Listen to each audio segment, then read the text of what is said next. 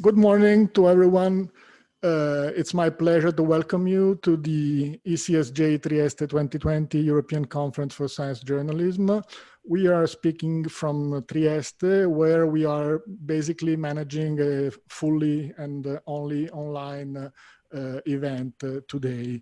I am very happy to be here this morning. On my side, I have the president of Area Science Park, the research center that is hosting the conference, Dr. Sergio Polleti, who will give us a few words. On my left, you can see my colleague. My name is Fabio Turone. I am the president of the Italian Association of Science Journalists, SWIM. On my side, Daniela Ovadia, who is was in charge of the program committee, and Alexandra Borisova, who is the executive director of the conference. As you can see, they both are wearing masks for safety reasons. We have a very full program. We hope that we will manage to go through the day with all the panels that go one after the other. We have in the afternoon a parallel session. I just wanted to remind you to start, and we will remind you during the day, that all panels will also be available in video in the following hours. So you will not have to rush, or maybe you can also follow the parallel sessions that you're not going to follow live. So now it is my pleasure to introduce Sergio Polleti, the president of Area Science Park, who is hosting, and I want to thank him very much for hosting us. Thank you. Good morning, everybody, wherever you are. I'm Sergio Polleti, the president of Area Science Park, which is the first and largest science park in Italy and one of the 20 Italian national research agencies. I must say that having been involved in science and research for more than 50 years, this is really the first time in my life to be involved in such an event, you know, with so many people present, but so few people really personally present here. I must say that in this particular event of the pandemic situation, the will that all scientists and scientific institution has demonstrated is a particular kind of example for the whole society that we want to go on. We are actually here because we believe that science can do much for society, and this is certainly something that comes to our social responsibility. Area Science Park is, as I said, a science park.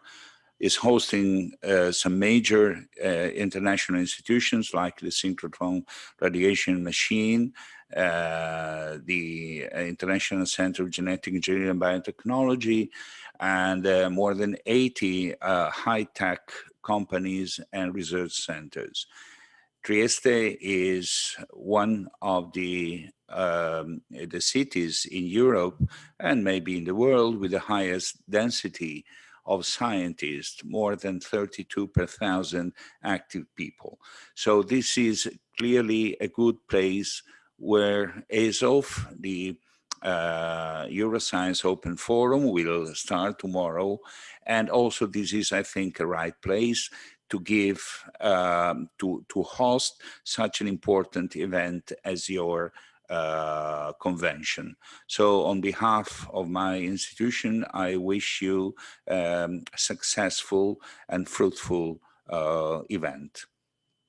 Well, thank you very much, Mr. President, again for hosting us and for your kind words. As this is an online event, you can understand that we have a little bit of technical issues to make work smoothly. So according to the program that you can always look at on the website of the conference, we are now having a short break before the first keynote lecture this morning, which will be by David Mair from the Joint Research Center of the European Commission, who will tell us about the report that was prepared by the Joint Research Center on essentially what's wrong with communicating science to policymakers and how can we make a better job at proposing scientific evidence and helping scientific evidence to inform public policies. So now we have a short break of a few minutes, and please stay there, and we will start back with David Mair at 9:20. Okay, welcome back. It is my pleasure now to introduce the speech by David Mair that I already announced a little earlier. David Mair is with the European Commission since 1995, if I'm not mistaken. And the goal that he is trying to pursue is to help good scientific evidence to be taken into account when setting up policies useful for all citizens. So it's my pleasure to leave now the floor to David Mair. Please, David. He is muted. He should be unmuted.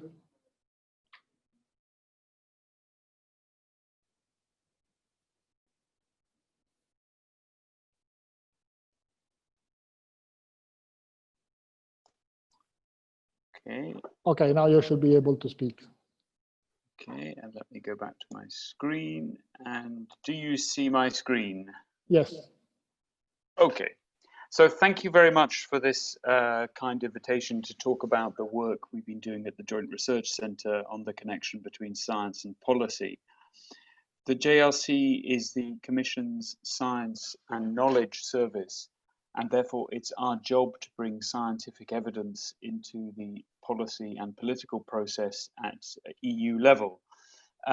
And that's all we do, and we're quite a big department acting in all sorts of policy fields, bringing together all sorts of natural and social science disciplines.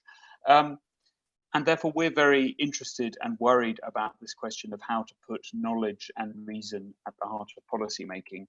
And we realized it's very difficult, and it's getting more difficult in some ways at the moment. Whereas in science, if someone produces a new paper which appears to work and be accurate, sooner or later scientific opinion changes.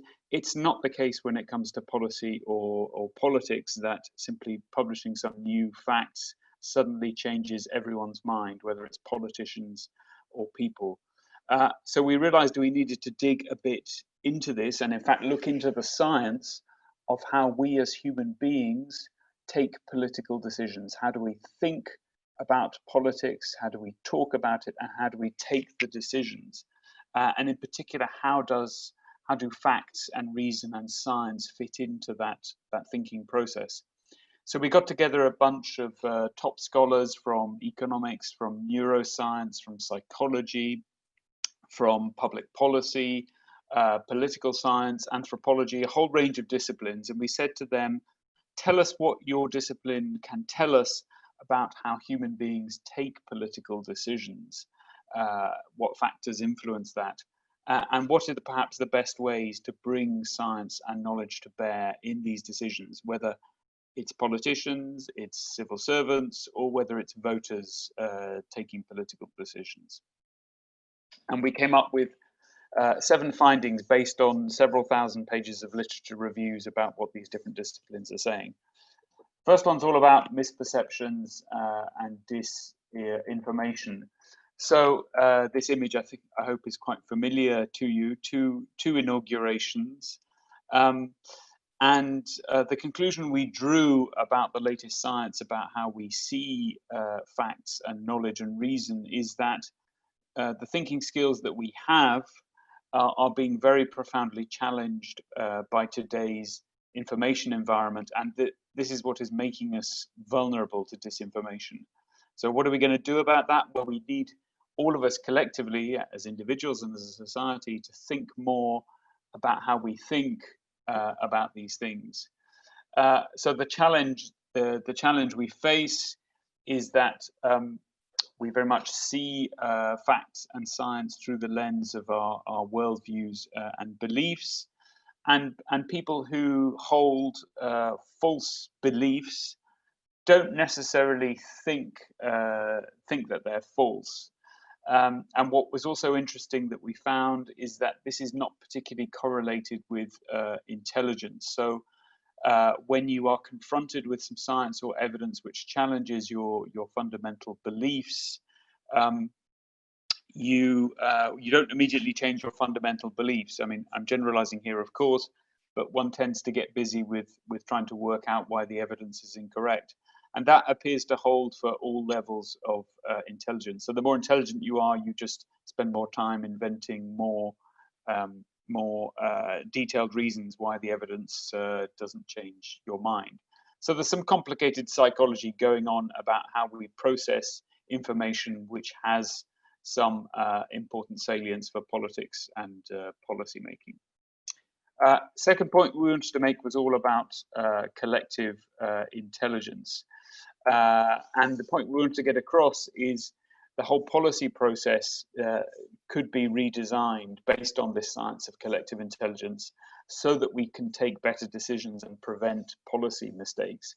So, you know, Descartes may have thought that we reason very effectively as individuals on our own, but what the science is showing is that we reason much more effectively as a collective. And the very precise way we organize these debates and discussions can have a very material effect on the outcome of the decisions. So we think we're going to need to pay a lot more attention to how the processes of thinking, so seemingly quite trivial things like the organizations of meetings, workshops, how people chair discussions, how meetings are prepared, all these sorts of things can have quite a significant impact on the decisions that emerge in policy processes. So we need to be aware of this aspect of our psychology and redesign the business of policy making accordingly. Third point about emotions. So Descartes was also wrong in seeing this duality between emotion and reason. What the science tells us is we simply can't separate emotion from reason. And what does this mean? Well, it means that we think policymakers should also start to gather information to sense citizens' emotions to improve the quality of their policy making and capture issues that are perhaps not revealed by the official statistics, but also that policymakers and indeed scientists themselves need to improve their emotional literacy, and there are ways one can do this so that you become better able to hear the cares and concerns and issues of others, and be better able to listen to them and empathize with their concerns. And that's going to be crucial if you want to bring the evidence to bear in any sort of debate or argument.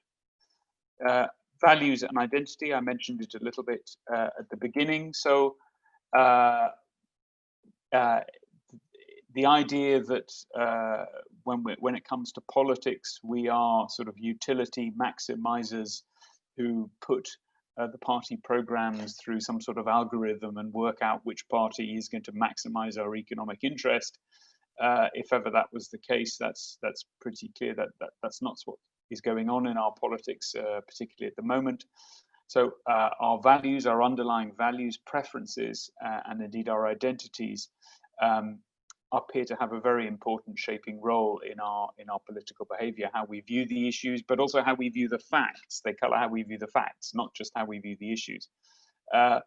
And you can see this a bit in our current political debates. But the challenge we face is that the science of values and identities is really very emergent. So we have a bit of a problem in that these very important things for our politics are not properly understood, and we struggle to debate values questions in a way that enables us to reach good decisions. So we have some follow-up work to improve the way both scientists and policymakers engage with values questions and identities questions. This one I hope will interest journalists, particularly framing metaphor and narrative. This is an image from a famous G20 summit.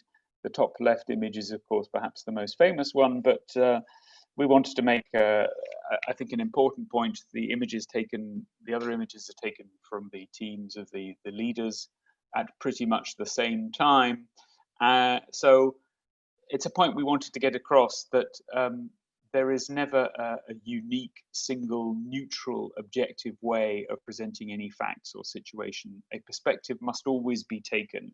A framing must be made of anything, and this will significantly influence how the facts are perceived and understood. So therefore, the message, and this is a message for scientists and science journalists, is the facts on and science itself is never some sort of neutral and objective thing that simply speaks for itself. Facts have to be framed, and indeed metaphors and narratives are inherent parts of our makeup, our psychology, in the way we communicate, and therefore, rather than trying to find a completely sort of sterile way of presenting scientific information, we have to accept the fact that frames, metaphors, and narratives are and inevitable in our human makeup about how we communicate. So we need to use them responsibly and ethically if we want the scientific evidence to be heard and understood. So that means being very transparent about these things and taking multiple viewpoints rather than just simply one viewpoint. Trust and openness. So this is an image from the second Irish referendum, the end result. And one of the interesting points we discovered is that there are clearly challenges to trust in science at the moment. If you look at the anti-vax movement or plenty of other examples, I'm sure you report on. And there is also some concerns about trust in government. Can you believe what governments are saying about the science? And what we discovered is that these challenges about trusts have common roots, because I think we have forgotten something important about trust. And if you talk to the scientists who study trust, it's clear that the trust has three main pillars. The first one is indeed excellence and competence. So, if the person knows what they're talking about, they're much more likely to be trusted. But unfortunately for scientists, that's not enough to be trusted. So science sometimes tend to think trust is entirely based on expertise. If you've got the Nobel Prize and the highly cited paper, you're going to be trusted. But that's not how it works for ordinary people outside the world of science. Instead, trust also depends on perceived honesty and openness. So that's why it's so important, if scientists to be trusted, they are very honest and open about their values and where they're coming from and their interests. And also, trust depends on a perceived commonality or community of interests between the person who's being asked to trust. So it's important that scientists, in some sense, look like the people they're trying to win the trust of. They sound like them. They have some connection. And the same goes for government. So how in practice do you go about building this trust, which is so vital? Well, we think it's very important to start to use these new techniques of citizen engagement or deliberative democracy. So behind the referendum results in Ireland, very, very controversial issue, was the long and patient work of a citizens' assembly looking into the issues, which we think these sorts of deliberative processes, similar ones in France, the Grand Débat, the Convention sur le Climat, are going to be very, very important about rebuilding this trust, not only in the science, but also in government. And we're taking some practical steps to help develop these. The last point I wanted to make is about evidence-informed policy making, which I think is probably something that we have a shared interest in. And when we started this work, we thought it was about a little bit of a technical work to see what are the reasons why our job is difficult, and therefore we'd have some lessons to learn about how to do our job quite a bit better. But actually, one of the conclusions we came to is that this business of informing politics and policy making through evidence is not actually a sort of peripheral issue for science. It's actually a bit of the sort of crucial invisible infrastructure of our democracies. If we do not have a basis by which we can agree on facts and that these facts are reliable and robust, it becomes very difficult to take political decisions and win the trust to do them. So having scientific evidence at the heart of the policy process is absolutely fundamental. And what we a bit think is that this is a bit under attack in certain parts of the world. And the call really is for not only scientists and indeed science journalists, but also politicians to begin to recognize that, as I said, bringing science into the policy process is really a bit of the crucial invisible infrastructure of our democracies, and therefore it needs to be discussed and challenged and defended and argued for. So you would have seen throughout the presentation there were various images of parts of the body, and that was our attempt to live up to our argument on the use of metaphor. So what we're trying to say is that we need to do the business of science and policy making in full recognition of our humanity, that we are not sort of out walking algorithms. We are brains inside physical bodies. We are parts of communities and societies, and we are in a physical environment. And all these factors have a profound effect on the way we think about these issues, and we can't ignore them. Instead, we have to take them into account in the way we design the process of bringing science into policy and policy making itself. A few more things we're working on at the moment. So as I said, values looks like a tricky area, and we're doing a lot more work on that at the moment. We're also looking at how social media and other digital technologies are influencing our psychology when it comes to politics, and we have a report out on that in the autumn. And lastly, we're going to be doing some work to get behind this question of, well, how do you communicate using these new techniques in a way that's ethical? And that's it, and I will stop sharing. Well, thank you very much. I want to remind our listeners that they can ask questions or comment by using the Q&A section of the Zoom presentation. I would like to start with one question, because I was wondering if in these polarized times, you happen to be also the subject of strong criticism by scientific communities or by individual scientists because of your approach, which in a way removes power from the tradition, what was usually considered scientific evidence, to include also less relevant from the point of view of scientists data in the equation. So I was wondering how it was and is being received.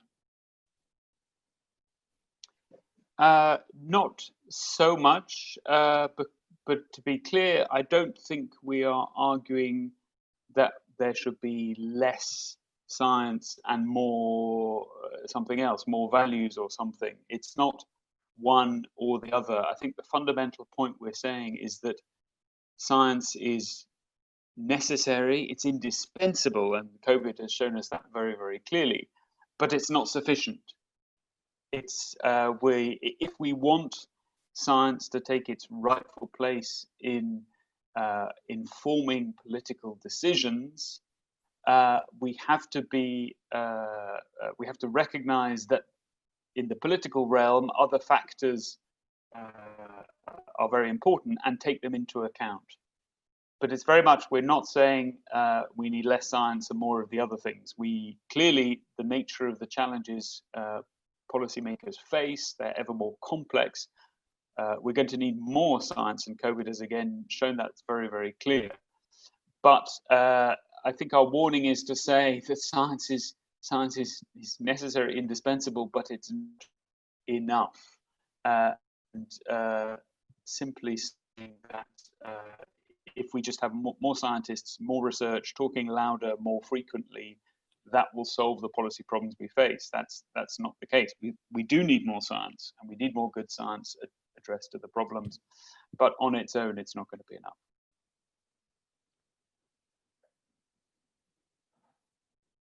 So I am reading a question that is coming from the audience.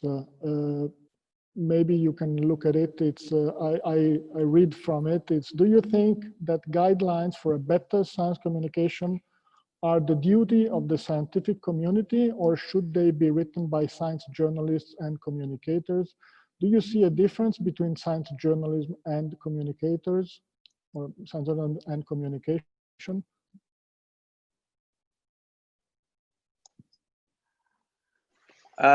I think there's clearly a difference between science journalism and science communication, without question. I think journalism as a whole has an important critical role in the scientific process.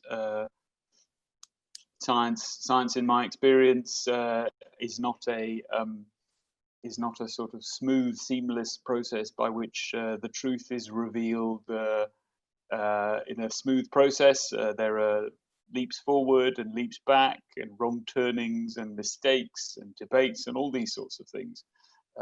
And science journalism has an indispensable role to help clarify these debates. And something that I think is particularly important and an ongoing challenge is that science in some sense appears to be fragmenting a bit, and perhaps disciplines, the rewards are not there for disciplines to interact with each other and share knowledge. And one of the great tasks I think science journalism can do is to work across disciplines and bring things together, which is incredibly important.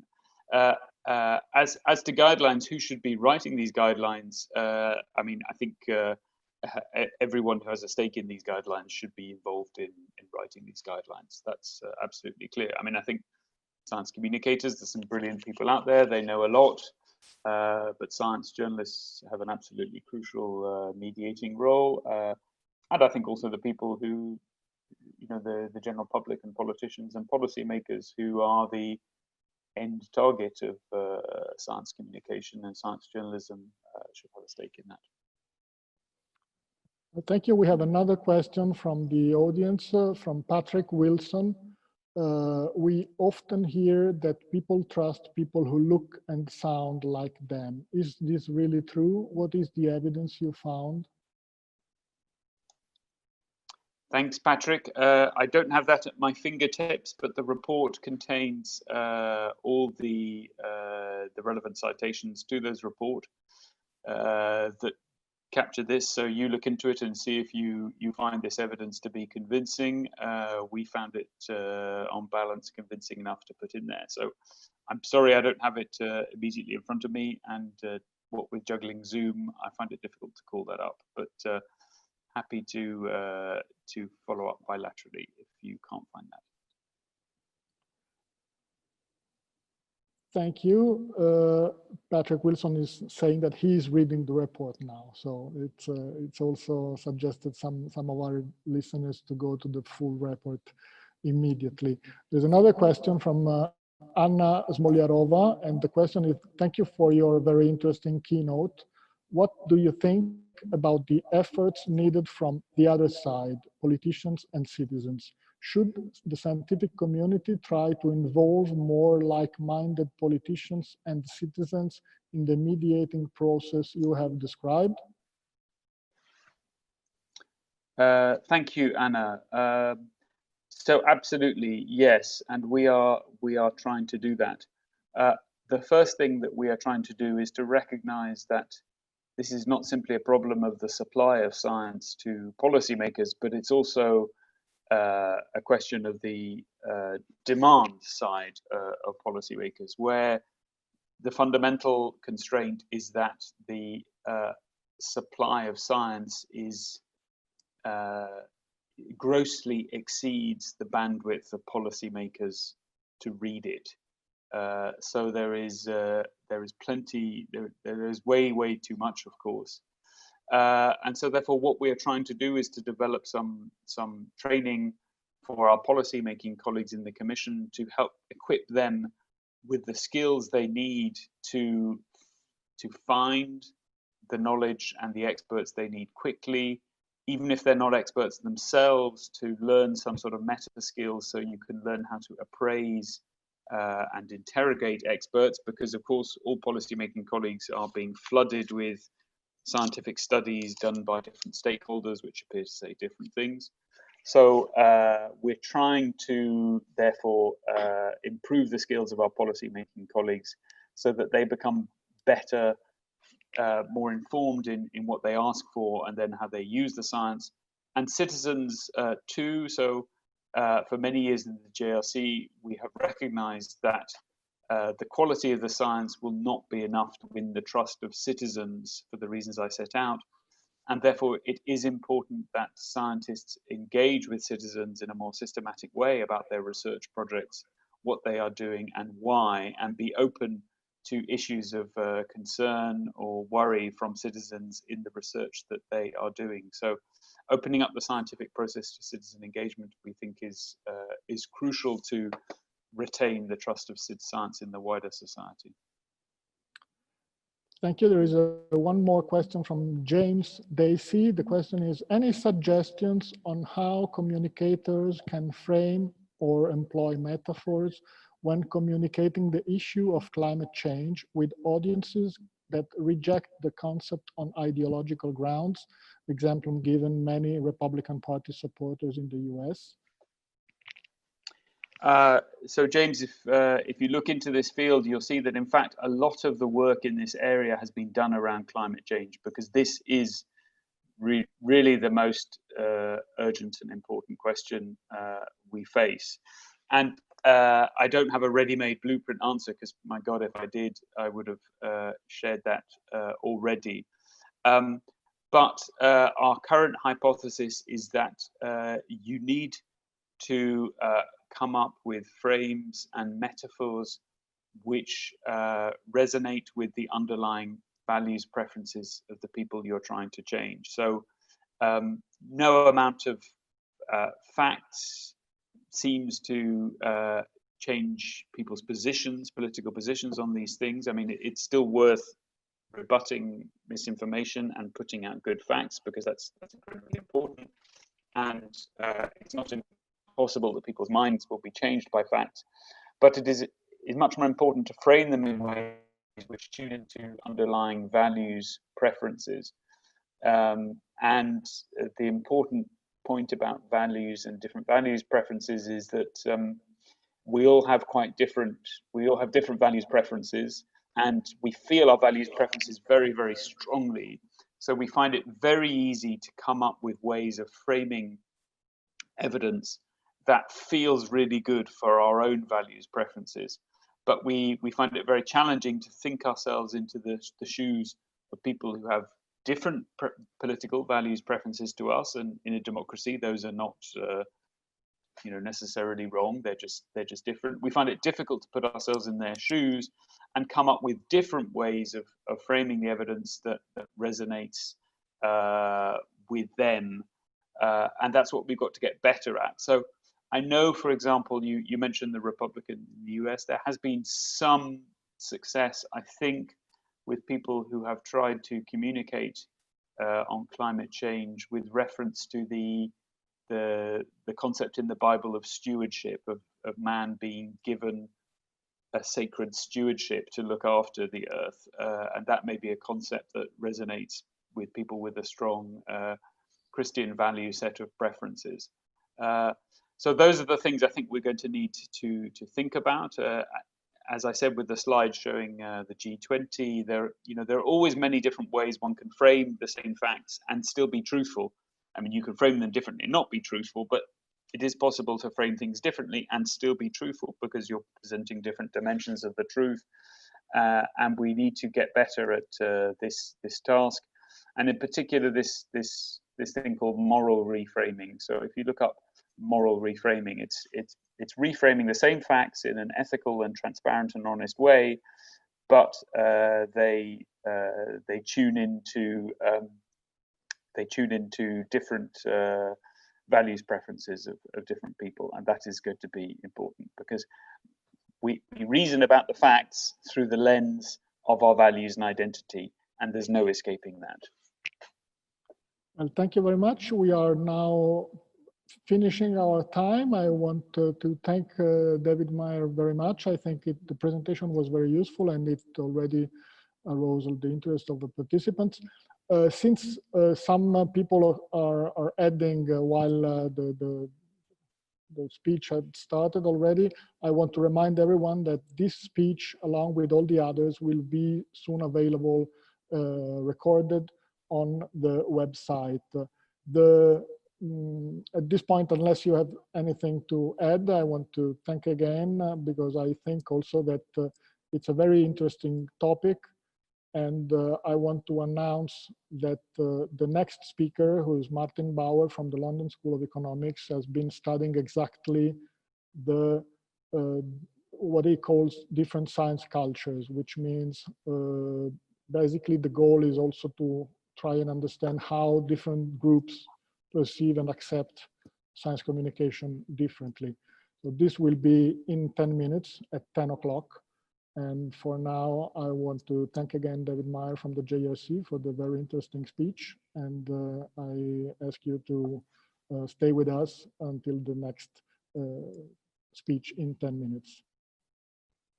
Thank you very much, Fabio. And can I just say, I'll be very pleased to take contact with any of the audience for follow-up later. I think my Twitter handle has been published, or the organizers can put me in touch with anyone. So very happy to continue this conversation because I find the work that European science journalists do to be incredibly important and difficult, and I'm sure we can learn an enormous amount from your challenges and successes as well. Well, thanks again. Of course, your contact details will be available through the website of the ECSJ conference at ECSJ2020.eu. Thanks again, and see you in a few minutes.